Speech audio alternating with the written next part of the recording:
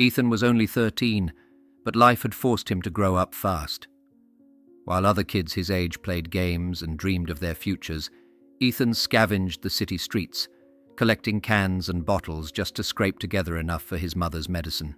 Clara, his only family, was gravely ill, and every breath she took seemed to be a battle she was losing. They lived in a makeshift shelter, tucked away in a forgotten alley that barely kept the cold out. But tonight, something was different. Ethan's routine would lead him to a bridge where fate awaited in the form of a man named Augustus, a man who had lost everything and was ready to throw it all away. What Ethan did next wasn't just brave. It was life-changing. For both of them. "Sir, step back." Ethan's voice trembled as he approached the shadowed figure leaning dangerously over the railing. The man's despair was palpable, his shoulders hunched under an invisible weight that threatened to crush him. What could a boy, barely surviving himself, possibly say to stop this man from giving up? This encounter was just the beginning of a journey neither of them could have predicted. A story of hope, sacrifice, and the extraordinary strength it takes to pull yourself and someone else out of the darkest places. Ethan adjusted the straps of his canvas bag, the weight of collected cans pressing into his back. His hands were raw from digging through trash bins, and his stomach growled, reminding him he hadn't eaten since morning. But he couldn't stop. Not yet. His mother was waiting for him.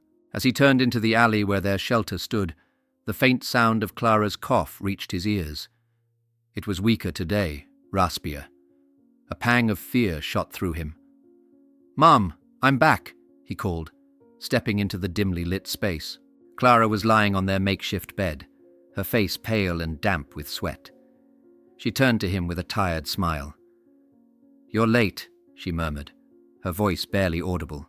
"I wanted to get more today," Ethan said, forcing a cheerfulness he didn't feel. He set down the bag and knelt beside her, pulling out a piece of bread wrapped in paper. "Look, found this today. It's still fresh." Clara's brow furrowed. "Ethan, you need to eat. Don't waste it on me." "No way! We're sharing." Ethan tore the bread in half and handed her the larger piece, his stomach tightening as he lied. "I already ate earlier." Clara took a small bite, her hands trembling. "You shouldn't have to do this, Ethan," she whispered. "You're just a child." "Mom, stop." His voice was firm, but his eyes betrayed the weight he carried. "You raised me by yourself. Now it's my turn to take care of you." I promised. Her eyes filled with tears, but she nodded, too weak to argue further. Ethan busied himself, preparing a dented can of soup over a small fire. The silence between them was heavy, broken only by the crackling flames and Clara's labored breaths. After dinner, Ethan tucked Clara in, adjusting their thin blanket to keep her warm. As she drifted off, he sat beside her, staring at their meager belongings. He clenched his fists. "This can't be our life forever. I'll find a way out of this. I have to." Morning came too soon, the grey light filtering through the cracks in their shelter. Ethan grabbed his bag and stepped outside, his breath visible in the chill air. "I'll be back with more today, Mom," he whispered, though Clara was still asleep. The city was waking up, but to Ethan it was just another battlefield. Every step was a calculated move, every scavenged item a small victory. He headed to the busiest square in town, hoping to find something valuable among the piles of discarded junk. But the streets weren't kind. A security guard spotted him as he rummaged through a bin. "Hey, get out of here, kid," the man barked. "I'm just—" Ethan started, but the guard stepped closer, towering over him. "No excuses. Leave now, or I'll call the cops." Humiliation burned in Ethan's chest, but he knew better than to argue. He grabbed his bag and hurried away, biting back tears. "I'm not stealing," he muttered under his breath. "I'm just trying to survive." By midday, Ethan's spirits were low. His sack was only half full, and his legs ached from walking. He stopped in a quieter part of town, leaning against a wall to catch his breath. "Hey, kid," a gravelly voice called out. Ethan looked up to see an old scavenger crouched by a pile of scrap metal. The man's face was lined with years of hardship, but his eyes were sharp. "You're new to this, huh?" Ethan hesitated, then nodded. "Yeah." The man chuckled. "You're doing it all wrong. Come here. Let me show you." This was how Ethan met Raoul, a weathered but kind-hearted man who taught him the tricks of scavenging. Raoul's words were blunt, but filled with wisdom. "You've got the will to survive, kid. That's rare. Use it." For the first time in a long while, Ethan felt a glimmer of hope. Maybe things could get better. Maybe there was a way to keep his promise to Clara. But that hope would soon be tested on the bridge, where a stranger named Augustus waited, unknowingly at the edge of Ethan's destiny. The sky darkened as Ethan trudged home, his sack heavier than usual, but his heart just as weighed down. He crossed the bridge, his usual route, but tonight the air felt colder, heavier. As he walked, a faint sound stopped him in his tracks, a muffled sob. Ethan scanned the bridge and spotted a figure leaning dangerously over the railing. The man's shoulders heaved, his hands gripping the cold metal as if it were the only thing holding him back from falling. Ethan's breath caught. "Sir?" he called, his voice trembling. The man flinched but didn't turn around. "Go away," he said hoarsely. "This has nothing to do with you." Ethan's heart pounded. He knew that tone too well, the weight of hopelessness, the voice of someone on the edge of giving up. "I can't do that," Ethan replied, taking a cautious step closer. "Please, just step back. Whatever's going on, it's not worth this." The man laughed bitterly. "Not worth it? You don't know what I've lost, kid. My family, my home, my life. It's all gone. There's nothing left." Ethan's voice rose with urgency. "I've lost a lot too. My mom is sick and we live in a tent. I dig through trash to keep us alive. But I can't stop because if I do, who's going to take care of her?" The man finally turned to look at him, his face streaked with tears. There was a glimmer of something in his eyes, perhaps surprise or maybe the smallest spark of connection. "You're just a boy. What do you know about loss?" "I know enough," Ethan said firmly. "And I know this isn't the way. If you give up now, you'll never know if things could get better. Maybe I can't fix your problems, but I can stand here with you. You're not alone." The man stared at Ethan, the tension between them palpable. For a long, agonizing moment, nothing happened. Then, with a shuddering breath, he stepped back from the edge. Ethan let out a breath he didn't realize he'd been holding. "What's your name?" he asked softly. "Augustus," the man replied, his voice barely audible. "I'm Ethan," he said, offering a small smile. "Come on, let's get off this bridge." Together they walked in silence, the weight of what had just happened lingering in the air. Ethan didn't know where this would lead, but for the first time that night, he felt like he'd done something right. When they reached the alley, Augustus slowed, taking in the sight of the makeshift shelter. His expression shifted from exhaustion to disbelief. "This is where you live?" he asked. Ethan nodded. "It's not much, but it's home." He ducked inside and called, "Mom, I'm back." Clara stirred on the mattress, her face pale but her eyes warm when she saw Ethan. "You're late," she murmured, her voice weak. Then her gaze shifted to the tall figure standing awkwardly outside. "Who's that?" "This is Augustus," Ethan explained. I met him on the bridge. He needed some help, too." Augustus stepped inside, his tall frame nearly brushing the tarp. "I didn't mean to intrude," he said quietly. "Your son, he stopped me from making a big mistake tonight." Clara's eyes widened, flicking between Ethan and Augustus. "What kind of mistake?" Ethan quickly intervened. "It doesn't matter, Mom. He's here now, and I thought maybe he could stay a while." Clara hesitated, glancing at Augustus. Despite her frailty, there was still a spark of protectiveness in her gaze. "I don't know. Please," Augustus interjected. His voice was steady, but his eyes betrayed his vulnerability. "I don't have anywhere else to go, and if it weren't for your son, I wouldn't even be standing here." Clara sighed, her shoulders sinking. "All right, but only for tonight." Ethan smiled, relief washing over him. He handed Augustus a dented can of soup and gestured toward the small fire. "It's not much, but it's all we've got." As they ate, Augustus listened to their story, how Ethan's father had left them, how Clara's illness had worsened, and how Ethan had taken on the role of provider. The boy's resilience amazed him. "You shouldn't have to carry this alone," Augustus said, his voice tinged with guilt. "I don't have a choice," Ethan replied simply. "But I'll keep going." For her, Augustus was silent, the weight of his own failures pressing heavily on him. He'd lost everything: his wife, his daughter, his home. But sitting here, in this tiny shelter with these two strangers, he felt something he hadn't in years: purpose. The next morning, Augustus left the alley early, promising to return. When he came back, he carried a bag of groceries and a small bottle of medicine. Ethan's eyes widened. "Where did you get this?" he asked. "I still have some money," Augustus replied. "I can't change the past, but I can do something now." Clara hesitated, her pride warring with her gratitude. "We can't accept this." "Yes, you can," Augustus said firmly. "Think of it as a partnership. You've already helped me more than you know. Let me help you too." From that day forward, Augustus became a constant presence in their lives. He repaired the tarp on their shelter, brought fresh food and supplies, and even managed to scavenge a proper blanket for Clara.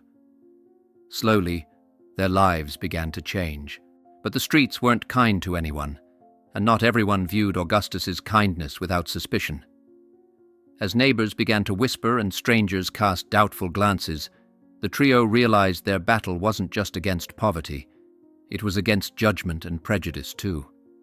And despite the challenges ahead, one thing was clear: they were no longer facing them alone.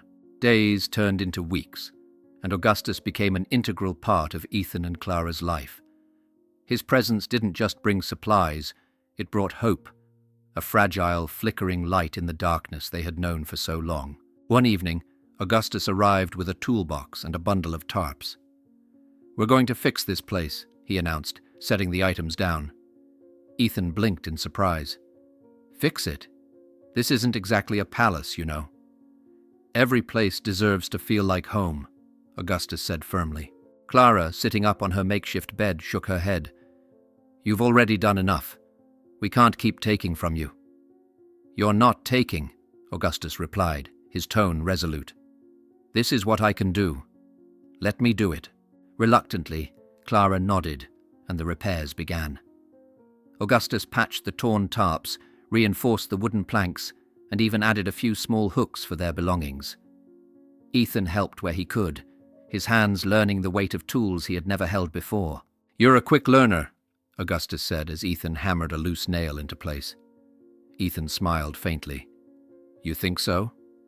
"I know so," Augustus replied, his voice filled with rare warmth. But as the shelter became sturdier, their neighbors grew nosier. Whispers began to spread in the alleys, their curious eyes lingering on Augustus whenever he passed by. "Why's he helping them?" one man muttered to another. "Nobody's that generous without a reason." "You think he's hiding something?" the other man asked, suspicion laced in his voice. Augustus ignored the stares and continued his work, but the tension in the air was undeniable. Ethan noticed too, especially when some of the whispers turned into direct confrontations. One afternoon, as Augustus returned with a bag of fresh groceries, a woman from a nearby tent approached him. "Who do you think you are?" she demanded, her arms crossed. "Excuse me?" Augustus said, his brow furrowing. "Coming here, playing the hero," she spat. "What's your angle? No one helps out of the kindness of their heart anymore." "There's no angle," Augustus replied calmly. "I just want to do what's right." The woman scoffed. "We'll see how long that lasts." When Augustus returned to the shelter, Ethan could tell something was wrong. "What happened?" he asked. "Nothing," Augustus said gruffly, setting the groceries down. "Just people talking." Ethan frowned. "Why do they care so much? You're helping us, not hurting anyone." "People fear what they don't understand," Augustus said after a pause. "But we can't let that stop us." Ethan nodded, but deep down, He felt a mix of gratitude and guilt. Augustus was fighting battles for them, battles Ethan didn't know how to win. As the days passed, the gossip intensified, spilling beyond the alley and into the broader community. Augustus's trips to the market were met with cautious glances, and strangers began to avoid him. "Why do you keep doing this?" Ethan asked one evening as they sat by the fire. Augustus stared into the flames. "Because it matters. You and Clara, you've given me a purpose I haven't felt in years. Let them talk. It doesn't change what's right." But the weight of judgment was heavier than Augustus admitted. One day, while picking up medicine for Clara, he overheard two shopkeepers whispering. "That's him," one said, nodding in Augustus's direction. "Helping those people in the alley? Bet he's got something to hide," the other replied. Augustus clenched his jaw and left the store, his frustration boiling beneath the surface. He couldn't understand why kindness was met with such skepticism. Back at the shelter, Clara noticed the tension in his shoulders. "You can tell me what's bothering you," she said gently. "It's the whispers," Augustus admitted, sitting down heavily. "Everywhere I go, people think I have some hidden motive." Clara smiled faintly. "Let them talk. They don't know you like we do." Ethan chimed in, his voice steady. "You're the only one who's ever believed in us. That's what matters." Augustus looked at them, his expression softening. "You two are stronger than you realize. You've faced worse than this. I just hate that my presence brings more trouble." "It doesn't," Clara insisted. "You've made our lives better. Don't forget that." Encouraged by their words, Augustus resolved to push forward. But the strain didn't go unnoticed. One evening, as Augustus sat sharpening an old knife, Ethan approached him hesitantly. "I've been thinking," Ethan began, sitting across from him. "Maybe we should do something bigger, to show people we're not just surviving." Augustus raised an eyebrow. "Like what?" "Like giving back," Ethan said, his voice gaining confidence. "You've helped us so much. Maybe we can help others too. Prove to everyone that kindness doesn't need an angle." Augustus leaned back, considering the idea. "You've got a point. If we show people what's possible when we work together, maybe it'll change their minds." And so, a plan began to take shape. Augustus reached out to contacts he hadn't spoken to in years, people who might have resources to spare. Ethan scouted the streets for others who needed help, and Clara, now stronger than before, began organizing their supplies. At first it was small, an extra blanket here, a warm meal there. But as word spread, donations began trickling in. Neighbors who had once doubted them now offered tentative smiles. One evening, Raoul, the old scavenger who had taught Ethan the tricks of survival, appeared at their shelter. "Heard what you're doing, kid," he said with a grin. "It's good work." "Thanks, Raoul," Ethan said, a flicker of pride in his voice. Raoul patted him on the shoulder. "Keep it up. You're making a difference." As the small acts of kindness grew into a larger movement, the shelter transformed into something more, a symbol of hope. But with hope came new challenges, and the road ahead promised to test them all in ways they couldn't yet imagine. The modest acts of kindness soon turned into something much larger. Augustus, Ethan, and Clara had unintentionally created a ripple effect in their community. People who had once looked on with suspicion now began to approach them, not just for help, but to offer assistance. One evening, Augustus returned to the shelter with a large stack of blankets. "I met an old friend," he explained, setting them down. "He owns a thrift store and wanted to contribute." Ethan's eyes lit up. "This could help so many people. We should organize a giveaway." Clara, now stronger and more active, nodded in agreement. "But we need a plan. If we do this wrong, it could lead to chaos." Augustus crossed his arms, thinking. "We'll set up a distribution system. People can come, tell us what they need, and we'll give them what we have. It's not perfect, but it's a start." The following day, the trio set up their first community event in an empty lot near the shelter. Clara sat at a small table, keeping track of donations and requests, while Ethan and Augustus distributed the items. At first, only a few people showed up, hesitant and unsure. But as word spread, a line began to form. Mothers came for blankets to keep their children warm. An elderly man asked for a coat to face the bitter nights. "This is incredible," Ethan whispered to Augustus as they worked. "Look how many people we're helping." "It's just the beginning," Augustus replied, "but it's enough for now." Not everyone was supportive, though. As the event continued, a man approached Augustus, his tone sharp. "You're making people dependent. Handouts don't solve anything." Augustus straightened, his calm demeanor unwavering. "I'm not giving handouts. I'm giving people hope. Sometimes that's all they need to get back on their feet." The man scoffed but didn't argue further. Ethan watched the exchange, his admiration for Augustus growing.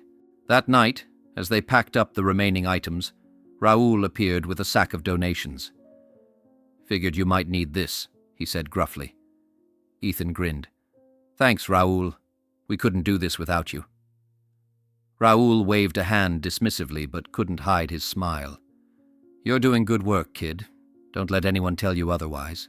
The sense of purpose that had started with a single act of kindness now fueled an entire community. But with their growing success came new challenges, ones they weren't prepared for. The small events quickly turned into a movement.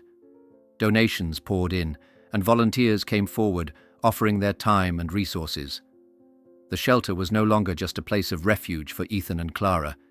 It was becoming the heart of a community. But with visibility came scrutiny. One afternoon, as Augustus returned from a meeting with a donor, a man in a suit waited for him outside. "Mr. Augustus?" the man called, stepping forward. "Yes?" Augustus replied, eyeing him cautiously. The man extended a business card. "Victor Lane, representative of United Hope Charity. We've been following your efforts, and I must say it's impressive. But it's also concerning." "Concerning?" Augustus repeated, his tone stiff. Victor nodded. "Grassroots movements like yours are inspiring, but they lack structure. One misstep, and everything could collapse. We'd like to take over, manage the funds, streamline the operations. With our backing, this could go much further." Augustus frowned, his jaw tightening. "I appreciate the offer, but this isn't just about efficiency. It's about trust. People come to us because they know we care." "And we care too," Victor said smoothly. "We're professionals. Let us help you take this to the next level." Augustus didn't hesitate. "Number, this isn't about control or scale. It's about people helping people, not organizations dictating how that happens." Victor's polite smile faltered. "Think it over," he said, handing Augustus the card before walking away. When Augustus returned to the shelter, Ethan noticed his tension immediately. "What happened?" he asked. "Nothing important," Augustus said, tucking the card into his pocket. "Just someone who doesn't understand what we're doing here." But the challenges didn't stop with Victor. The increased attention brought reporters to their door, some looking for uplifting stories, others digging for controversy. One evening, a journalist cornered Augustus outside the shelter. "People are calling you a hero," she said, her microphone thrust toward him. "But there are also whispers of ulterior motives.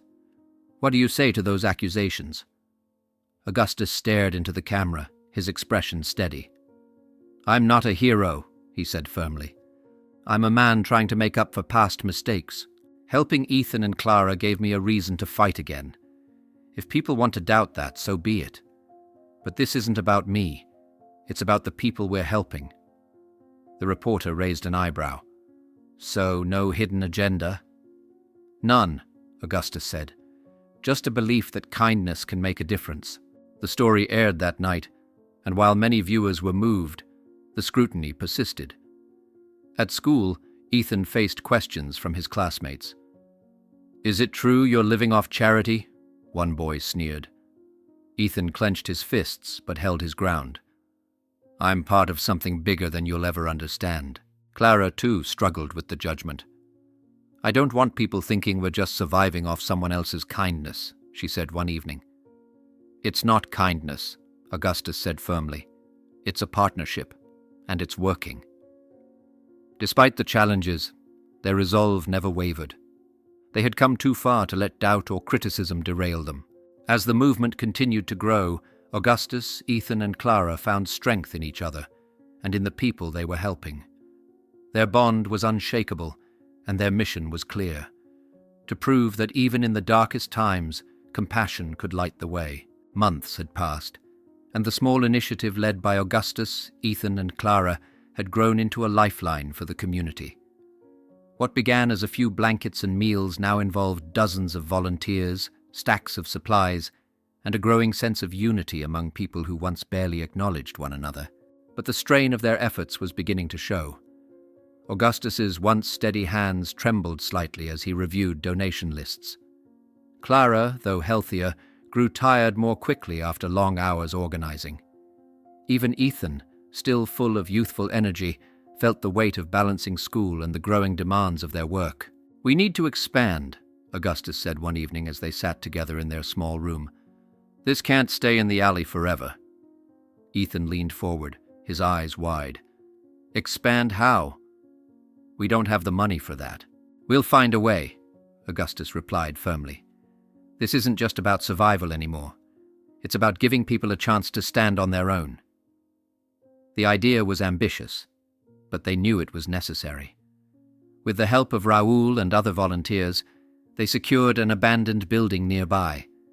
It wasn't much: cracked walls, broken windows, but it was a place they could grow. The transformation began immediately. Augustus oversaw repairs, Raoul gathered more scavenged materials than ever, and Clara coordinated the volunteers. Ethan, now a natural leader, inspired everyone with his unwavering determination. One day, a former skeptic from the community approached Ethan as he painted the walls. "You're really doing something here," the man said quietly. Ethan glanced at him, his brush pausing mid-stroke. "We're trying. Everyone deserves a chance." The man nodded, his expression softening. "I was wrong about you. Let me know how I can help." By the time the center officially opened, it was more than just a shelter. It offered job training, a food pantry, and even a small library for children. The community came together, not just as recipients of aid, but as contributors to a shared vision. During the grand opening, Augustus stood before the crowd, his voice steady despite the emotions visible in his eyes. "This isn't about me," he said. "It's about what we can do together. If a boy like Ethan can inspire change, then so can each of us." The crowd erupted in applause, and Ethan felt a swell of pride. But as he looked at Augustus, he noticed the older man seemed more tired than usual. Weeks later, as the center thrived, Augustus called Ethan and Clara to sit with him. "It's time for me to step back," he said quietly. "What?" Ethan asked, his voice shaking. "You can't leave. We need you." "You don't need me anymore," Augustus replied with a soft smile. "You've grown into a leader, Ethan. This was always about you and Clara. I was just a guide." Clara, tears brimming in her eyes, reached for his hand. "You've given us so much more than guidance. You gave us a life again." Augustus nodded, his voice thick with emotion. "And you've given me purpose. But it's time for you to take this further than I ever could." The transition wasn't easy, but Augustus's faith in Ethan proved justified.